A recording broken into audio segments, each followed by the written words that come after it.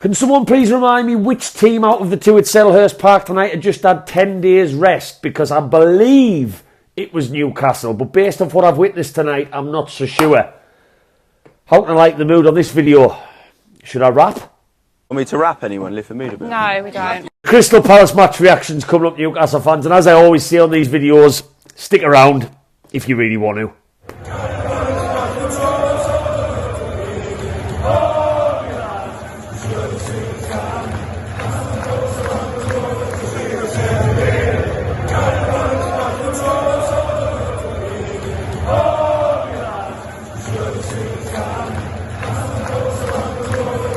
What was that, Newcastle fans? What was that? I mean, I went into this match fully expecting Crystal Palace to not be the easy game that some people in the comments of my lives and my WhatsApp groups had made out. A great win at Liverpool, 5 goals past West Ham. Elise, Eze, Mateta, they're from 3-all firing. It was going to be a different animal at the Palace. We beat 4-0. But I never in a million years expected us to not lay a glove on Crystal Palace tonight after we'd had that rest. And I think Will always summed up a match like that better than I ever could. Well, that was fucking dreadful. Look, this is the match reaction, and I'm going to try and break this down into 3 parts. Anyone who watches my videos knows I prefer to analyse things a bit closer rather than just jumping on and speaking my brain farts as they come out. And I've taken a little bit of time to dissect things. Firstly, I just want to say that Newcastle, when we lose a football match and when we get beat how we did tonight, there's a big common theme I see on socials that it has to be Newcastle just being really, really bad. And yes, we were, and I'll touch on that in a second. But sometimes you have to give a lot of credit to the team we were playing. And I thought Crystal Palace tonight, this isn't the Crystal Palace match reaction, but to say they played 3 days previous, their energy levels were non-stop. They were first to every second ball. They were really, really threatening in attack. Eze was pulling the strings. I'll touch on him in a second, what a player he is, as we knew going into it.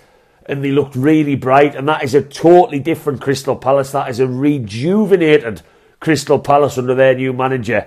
And their fans will probably be sad to see the season end. They were really, really good. And I think sometimes in a football match, wanting it more can be a crucial factor. And Crystal Palace, for me tonight, wanted it more. But it never gets said that we were just beaten by the much, much, much better side. And actually, do you know what? Wow, they were pretty good. And I think it's because of the name Crystal Palace.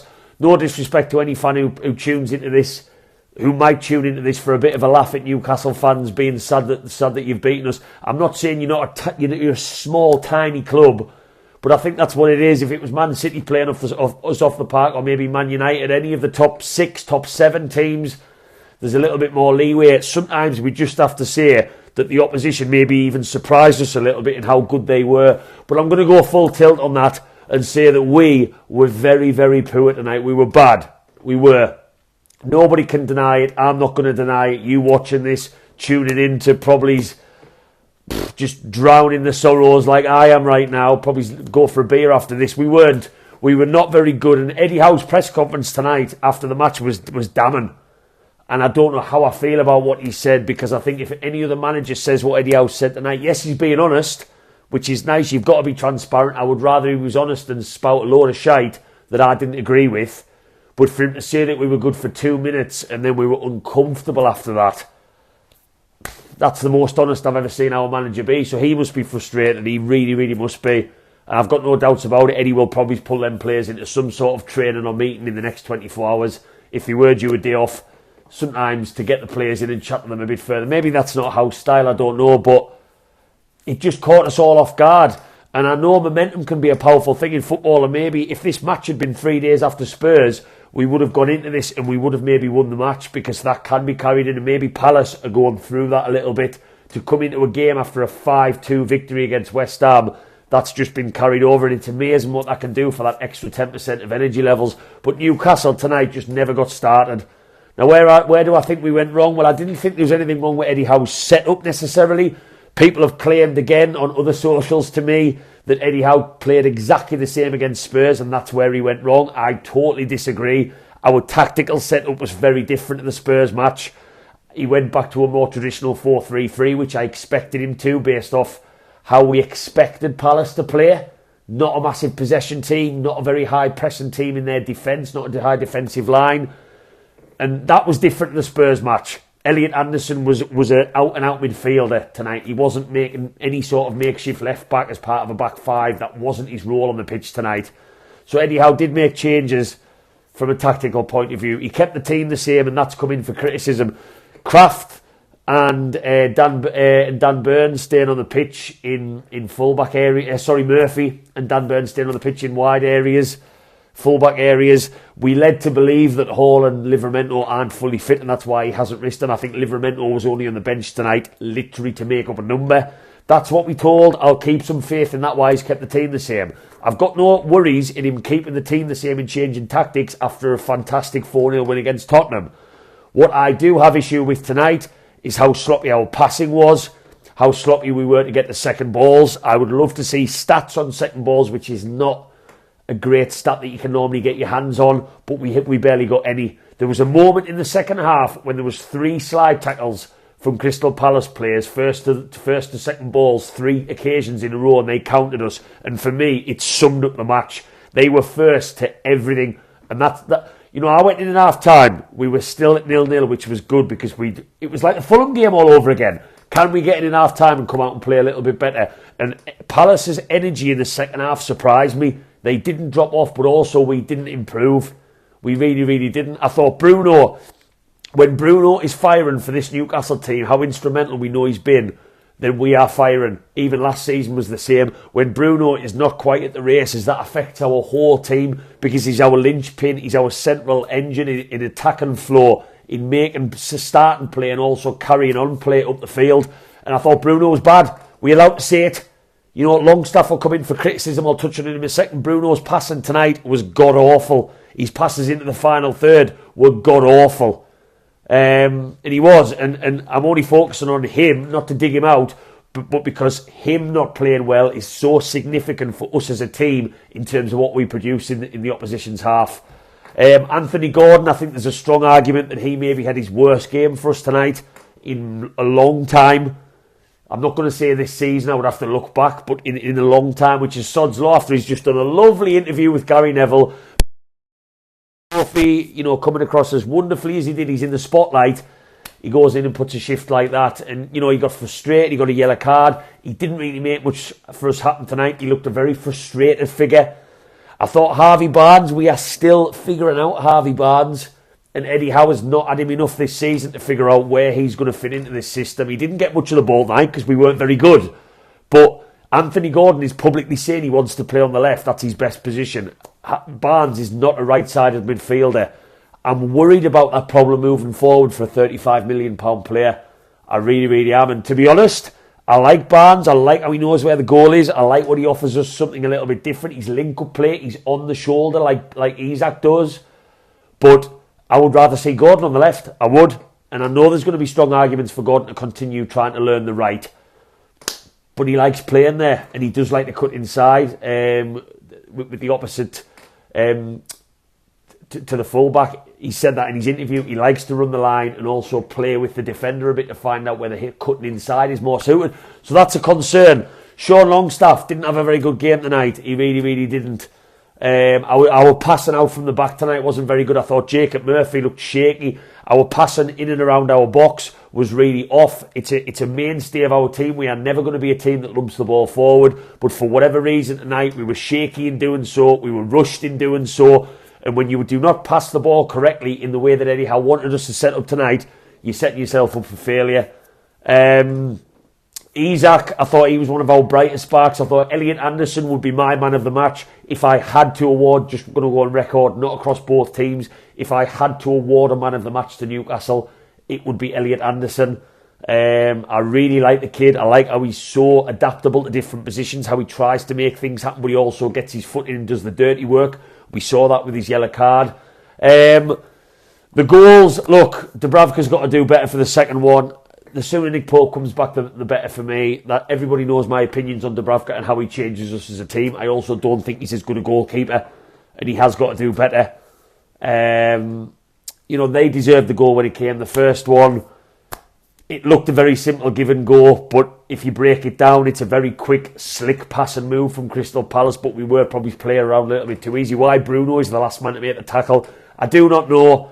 But what I'm going to do in this video, I said 3 parts. What I'm also going to say, now that I've talked about, just to clarify, I'm not blaming VAR for us not winning that football match tonight. We were terrible, and that's why I've talked about that first.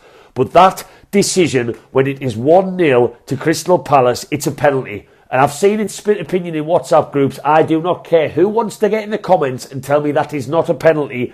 He pulls the man back. We need to stop worrying about what Sean Longstaff does and how easy he goes down and how he reacts. That should be irrelevant in the conversation in whether a player going full pelt like Longstaff was into the box gets a pull. And it was so blatant.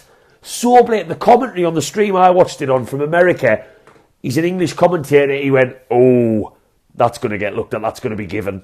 He couldn't believe that it wasn't. And that's, you know, a commentator's supposed to know more than me. But I'm sorry, I don't care what anyone says anywhere else on the field. That's a free kick. It is. And yes, Elliot Anderson's yellow card was a harsher pull when they were breaking. And that was a straight, instant yellow card. But I understand Sean Longstaff running to the referee saying, well, why wasn't mine?